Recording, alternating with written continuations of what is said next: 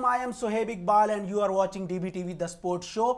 India versus Australia ODI series जारी है, लेकिन इससे कब विराट कोहली ने ऐसा क्या कह दिया मीडिया टॉक में कि सारे इंटरनेशनल प्लेयर्स हैरान रह गए हैं। आज के शो में डिस्कस करेंगे इसके हवाले से। इसके अलावा Pakistan versus South Africa ongoing test series जारी है, इसमें क्या कुछ हो रहा है, पाकिस्तान को तीसरी शिकस्त भी होगी और वाइट वॉश भी हो गया, इसके हवाले से भी बात करेंगे। और लास्ट में पीएसएल के चौथे एडिशन और टेनिस फुटबॉल पर बात होगी।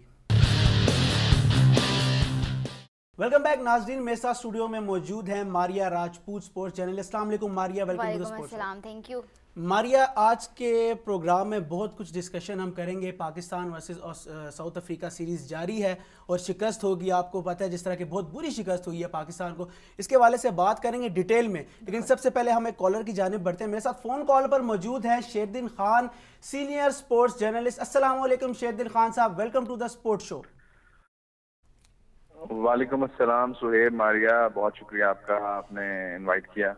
शेरदिल, सबसे पहले मैं आपसे ये पूछना चाहता हूँ, विराट कोहली ने हाल ही में मीडिया टॉक की, उसमें उन्होंने बोला कि उनसे सहाफ़ी ने एक सवाल पूछा कि आप इंटरनेशनल क्रिकेट जो है रिटायर होने के बाद आप लीग्स में खेलेंगे, बिग बैश लीग के साथ खेलेंगे या आईपीएल में खेलेंगे। तो उन्होंने कहा कि मैं 5 सालों से कंटिन्यूसली क्रिकेट खेल रहा हूं और जब एक दफ़ा मेरी क्रिकेट ख़त्म होगी तो इसका मतलब ख़त्म होगी, इसके बाद मैं नहीं खेलूंगा। इसके अलावा अगर मैं आपको बताता चलूं, सचिन तेंदुलकर भी रिटायर होने के बाद उन्होंने क्रिकेट नहीं खेली, ना किसी लीग्स का वो हिस्सा रहे हैं।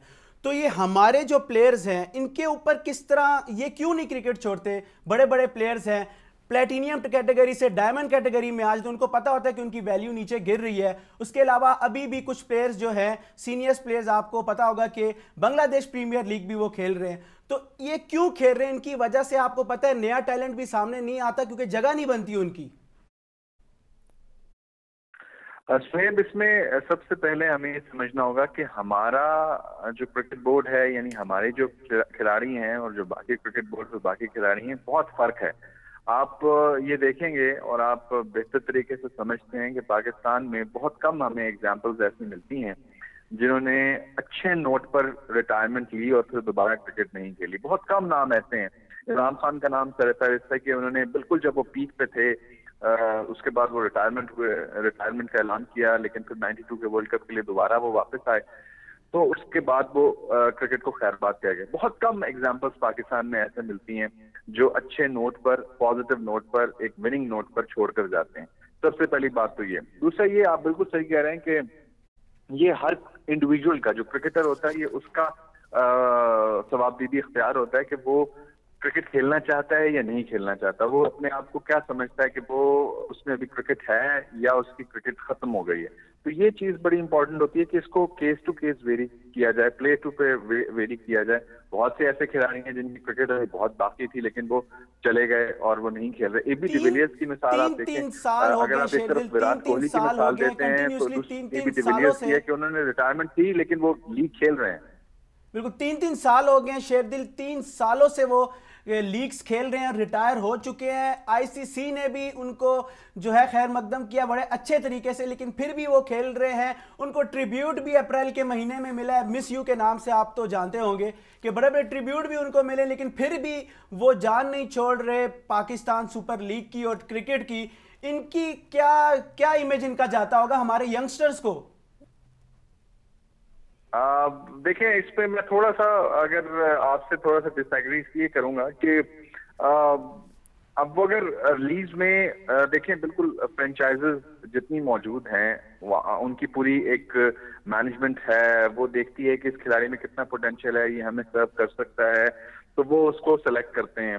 तो ये बिल्कुल उनके ऊपर है। जो ठीक है, इंटरनेशनल क्रिकेट से रिटायरमेंट ले ली, नया टैलेंट आ रहा है, पाकिस्तान को रिप्रेजेंट कर रहा है, बाकी मुल्कों को कर रहा है, तो मैं यहाँ पे थोड़ा सा डिसएग्री करूंगा कि फ्रेंचाइजेस चाहती हैं कि मिसबा खेलें, फ्रेंचाइजेस चाहती हैं कि शायद अफरीदी खेलें, तो इसमें कोई मजायका नहीं है। मैं इसको बैक करता हूँ कि ठीक है जी, जितनी अगर प्लेयर को अपनी परफॉर्मेंस का है कि वो अपनी परफॉर्मेंस दे सकता है पॉजिटिवली, तो उसको खेलना चाहिए। अदरवाइज मैं समझता हूँ कि उसको छोड़ देना चाहिए।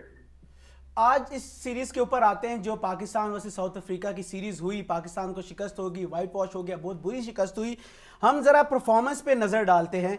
इमामुल हक की परफॉर्मेंस रही उन्होंने पहली इनिंग्स में 0 बनाए, फिर 57, फिर 8, 6, 43, 35 रन। ये इनके स्कोर्स रहे हैं। 25 की इनकी तकरीबन एवरेज रही है इमामुल हक की। तो क्या कहते हैं कि ऐसे प्लेयर्स की जगह बनती है क्या टेस्ट मैचेस में?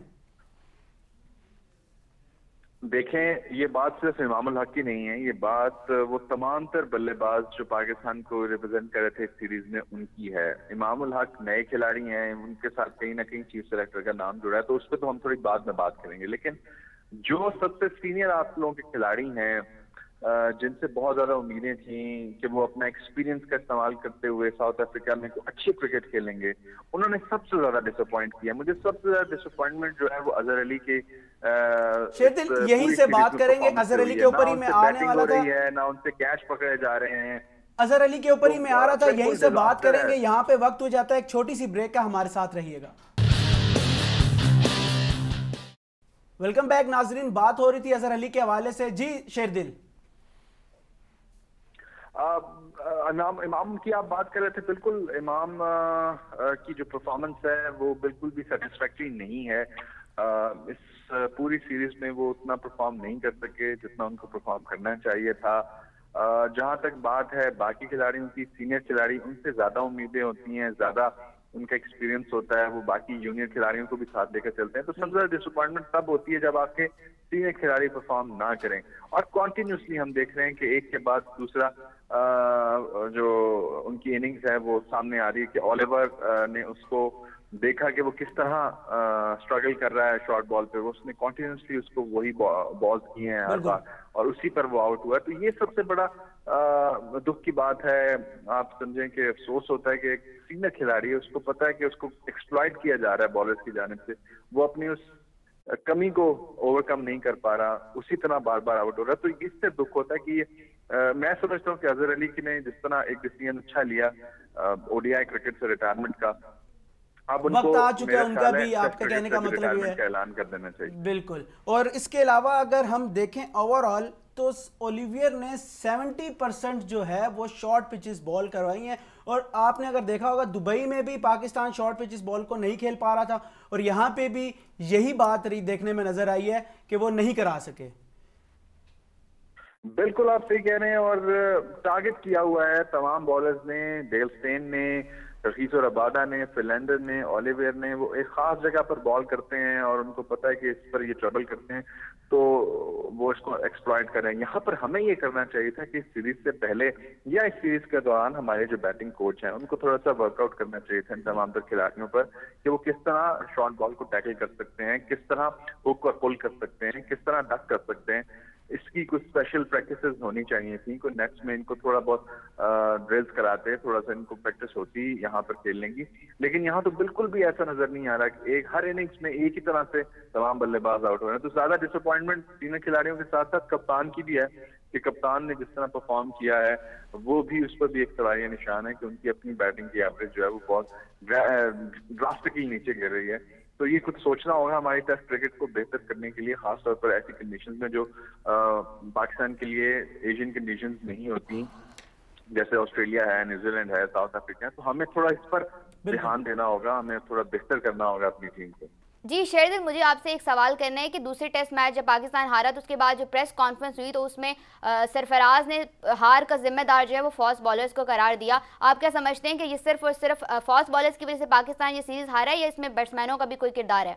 मारिया, मैं समझता हूँ ये एक बिल्कुल लेम एक्सक्यूज है जो सरफराज ने दिया। हम बॉलर्स की वजह से मैचेस नहीं हारे हैं, हम बैटिंग की वजह से मैचेस हारे हैं। आप तीसरे टेस्ट मैच में देखें कि पहले ही दिन जब 223 पर 3 खिलाड़ी आउट थे साउथ अफ्रीका के और ऐसा लग रहा था कि एक बड़ा टोटल होगा। टोटली आप देखिए जो स्कोर भी किया जिन्होंने किया वो लोअर ऑर्डर के जो बल्लेबाज हैं, हमारे शादाब हैं, हसन अली हैं, वो आज के मैच में अच्छा खेले। तो लोअर ऑर्डर पे स्कोर कर रहा है, वो अपना परफॉर्म कर रहा है, बॉलिंग भी कर रहा है। तो जो जिम्मेदारी जिन बल्लेबाजों की है वो पूरा नहीं कर रहे हैं। तो बहुत बहुत शुक्रिया शेरदिल, आप हमारे साथ फोन कॉल पर मौजूद थे। आपने डिटेल हमें बताई Pakistan versus South Africa series के हवाले से। उम्मीद करते हैं कि जो ओडीआई सीरीज है उसमें पाकिस्तान बेहतर परफॉर्म कर पाएगा और जो है शिकस्त देगा साउथ अफ्रीका को। यहाँ पे वक्त हो जाता है एक छोटी सी ब्रेक का, हमारे साथ रहिएगा।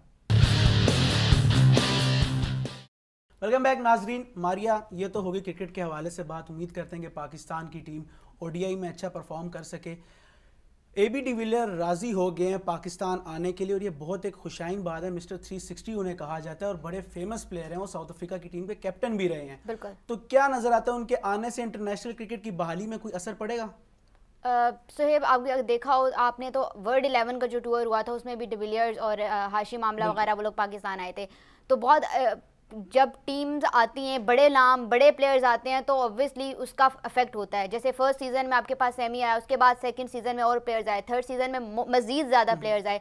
अब जैसे जैसे हमें लग रहा है कि पीएसएल जो है वो उसका ग्राफ भी बढ़ रहा है और प्लेयर्स जब आ रहे हैं तो आपको यही पिछले दिनों हम यही बात कर रहे थे कि ऑस्ट्रेलिया की टीम जो है वो राजी हो गई है पाकिस्तान, लेकिन अब उन्होंने जो है वो कहा है कि वो जो है वो नहीं आ सकते। हालांकि पहले उन्होंने उसको किया था, डायरेक्ट किया था कि हम अगर, लेकिन एरन फिंच ने जो है बड़े अच्छे रिमार्क्स दिए। वो कहते हैं कि हम जो है उम्मीद करते हैं कि पाकिस्तान में इंटरनेशनल क्रिकेट वापस आएगी, लेकिन देख एक तरफ से वो ये भी कह रहे कि हम उम्मीद करते हैं और आ भी नहीं रहे।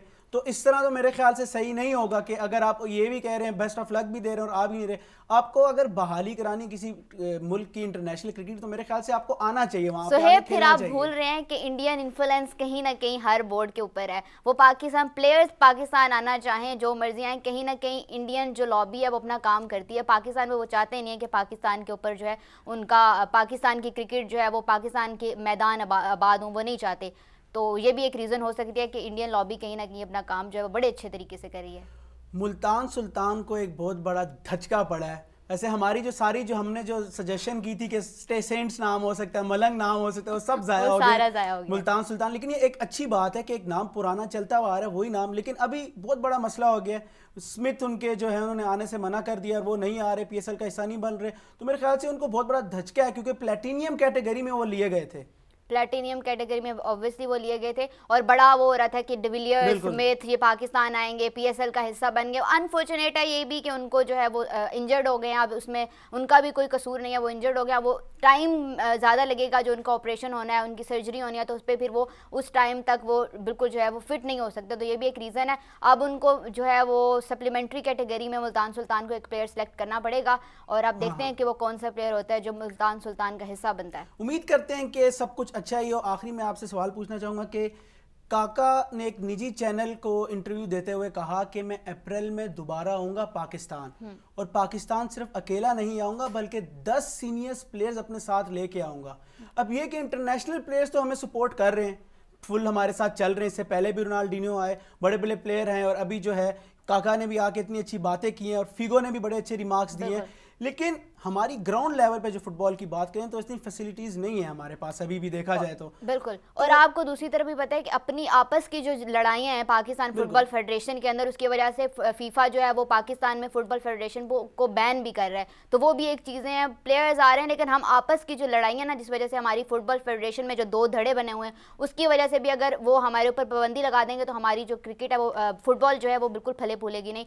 और दूसरी बात जो मैं आपसे बड़ी कह रही थी कि मैं आपसे ज़रूर शेयर करूँगी वो ये थी कि जब फिगो और काका कराची पहुंचे तो पाकिस्तान टीम के जो कैप्टन थे, आपने देखा होगा वीडियोस भी ऐसी सोशल मीडिया पे शेयर हुई हैं, उनको कोई रिस्पेक्ट नहीं दी गई, उनको बिल्कुल साइड लाइन किया गया है। तो ज़रूरी है कि अगर आप अपने प्लेयर्स को वो इज्जत देना चाहते हो तो तब तक आप इज्जत नहीं दोगे तब तक दुनिया भी उनको इज्जत नहीं देगी। बिल्कुल मारिया, आपने बिल्कुल ठीक कहा कि हमारे जो अपने प्लेयर्स हैं वो हमारी आइडेंटिटी है, उनको इज्जत देना हमारा फर्ज है। उनको हमें चाहिए कि ज़्यादा से ज़्यादा प्रमोट करें। अगर प्रमोट करेंगे तो जहरी सी बात है वो खेल भी आगे प्रमोट होगा और उसमें ज़्यादा से ज़्यादा हमें टैलेंट मिलेगा। बहुत बहुत शुक्रिया मारिया, हमारे साथ स्पोर्ट्स शो में मौजूद थी। ये था आज का स्पोर्ट्स शो। अपना फीडबैक हमें लाजमी दीजिए। अगले स्पोर्ट्स शो में नई खबरों और गेस्ट के साथ हम हाजिर होंगे। तब तक के लिए अपने होस्ट सुहेब इकबाल और मारिया राजपूत को दीजिए इजाज़त। अल्लाह हाफिज़।